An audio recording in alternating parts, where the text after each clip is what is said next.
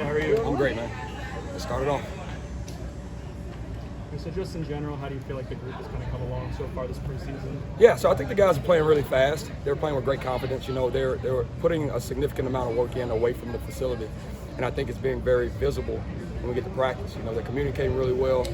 They're playing with great anticipation, playing with great speed and pad level. Fundamentally, I've been impressed. I hope we can continue to do that and be consistent with those things, because at this position, those are things that are necessary in order to be very successful. So I'm happy to see those things. Hopefully we can continue to go. And specifically, yesterday was a lot of inside run, physical football. How do you think the linebackers did specifically kind of respond to those situations? Well, we love that type of football. I mean, we love any kind of time that we have the opportunity to get downhill and just get after guys, right? And so I was happy to see us go through our eye progressions, be in the right spot the majority of the time. Now, we weren't perfect. There's some things we need to clean up, but it's always exciting, particularly for a second-level guy, when you know that that's the type of football you're going to be playing. What's the biggest difference for Kalen, maybe from 5 months ago in the spring and a year ago at this time? Yeah, what I'd say about Kalen, you know, he's a young man who's grown up. You know, being a part of the program now for the second year, he's matured in a lot of ways, not just as a football player and understanding the game, but also as a young man away from the field. So it's been really impressive to watch him. I mean, you can see him flying around. He's playing with great confidence. He's communicating. He's respected by his teammates. And I think it all stemmed from the work that he put in this offseason. You know, having a full offseason of consistency. I mean, we all know what we dealt with last year. I think it's showing for him. He's a young kid who loves this game. He loves his teammates. And he's been fun to coach and fun to watch. So he's just grown up, man, to be honest with you. And so he still has some growing to do.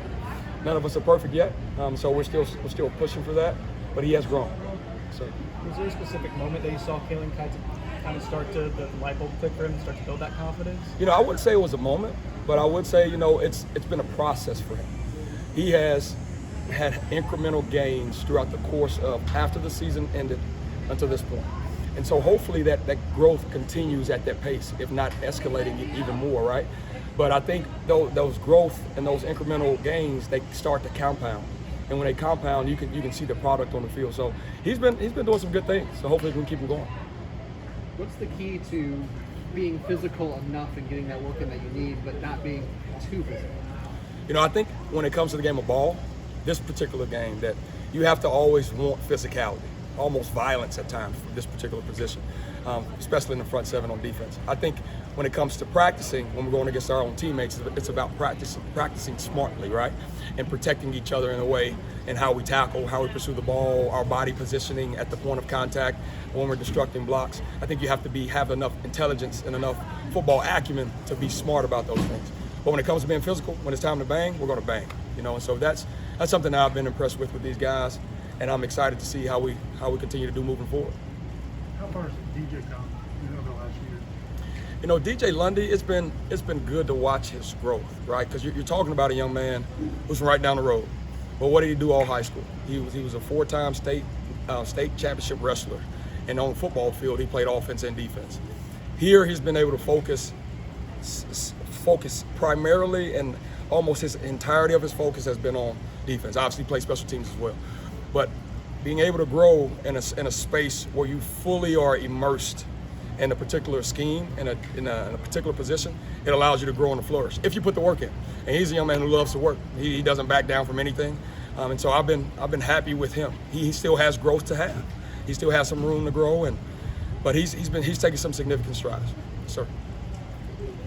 When you're mixing guys in the linebacker position during practice, is there anything like similar to offensive line where certain guys work well together, or is it pretty much interchangeable?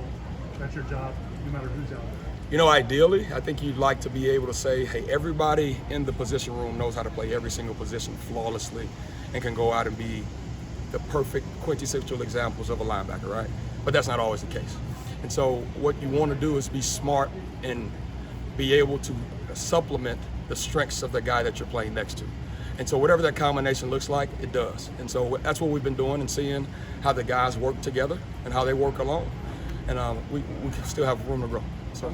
How much has this offseason being more regular allowed you to understand that better than maybe last year when it was just related and you were dealing with what you were dealing with? You know, one thing that I think football players and coaches, for that matter, benefit from is structure, right? Continuity and consistency. Last year we didn't have any of that. This year we've had a lot more of those things, and because of that, I think you have the repetition of thought, you have the consistency of learning, and then you're able to scaffold up in terms of your teaching. You know, at times you find yourself, last year at least myself, you find yourself still teaching some of the fundamental aspects of the game and of the position. Whereas this year, you're level 2 and level 3, and hopefully you continue to grow in that way so that the guys not only understand what we're trying to get done from a fundamental standpoint, but understand the bigger picture, because when things happen that we may have not been able to cover in practice, they can apply their rules. And so that's kind of where we're headed this year. So. What have you seen on some of the newcomers, linebackers? Yes, sir. So one of the newcomers we have is Jordan Eubanks. You know, he's a younger guy. You know, he's figuring it out. He's figuring out not only playing college football, but playing college football in the ACC and then playing college football at Florida State. Those are three things separately entirely, right? And so he's coming along. He'll learn and he'll grow. Cortez Andrews, he's been a young man that I've been impressed with. He's come in, he's made a name for himself, just working his behind off, keeping his mouth closed and trying to be the best version of himself. Now, obviously, he's different from Jordan in the aspect that he's been around college football before. And I think he plays with a particular chip on his shoulder, being a hometown kid, being from right here and going to Guyby High School. He takes that with a lot of pride. And so he's very, very happy and proud to be a part of this program and represent us. Murray Gainer started making the switch to more inside linebacker in the spring. I guess how has he done continuing to learn and expand that role? Yeah, Mari's a grinder. So whatever we put in front of him, he will try to figure it out and process and work in the best way he can and reach his full capacity. You know, he's a young man, even during fall camp, where the day is very, very regimented and structured and you have very little free time. He's still trying to find a way to get one-on-one field time with me as a coach. So that shows me that he's really immersed and really intent on being the best version of who he is, right? And so I've been happy with that. He's been growing. We still have a ways to go.